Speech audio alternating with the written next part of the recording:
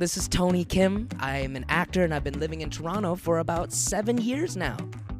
I got my agent directly out of film school, and we had a few auditions here and there. And then one day I get an email from my agent saying, hey, there's an open casting call for this kid's show. Would you like to try? And at the time I was working at an escape room, which was awesome. And so my buddies and I were in the escape room one night and I was like, hey, do you guys want to help me shoot an audition? They said, yeah, sure. And luckily I had all these awesome, mysterious rooms that I get to film in. And so I think that also kind of helped with my audition. They're like, where are you getting mannequins from? Why are you auditioning with a mannequin in the background? And the process was so weird because it took, I think, 1.5 years for them to actually finalize casting. And so I think, as most actors should do, once you audition, forget about it.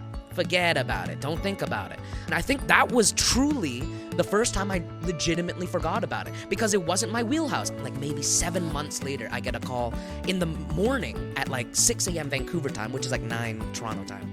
And my agent says, hey, do you have time to Skype like the producers at CBC? I'm like, what are you talking about? It's 6 o'clock. And they're like, if you can get on Skype like right now, do it. So I like put on my most presentable clothes at the time, turned on my webcam, I joined them. And for the next 10 minutes, I was talking to a sock puppet. It was freaking hilarious. And he's just like underneath the camera. His hand is like stretched outwards and he has a sock monkey. And he's just like talking to me. And they were like, yeah, just have a conversation. I was talking to a monkey and I didn't hear from them for another month. I was like, this is the weirdest series of events in the world. But then luckily they called me back. I flew to Toronto a bunch of times and chemistry reads and all that stuff. And now this is happening.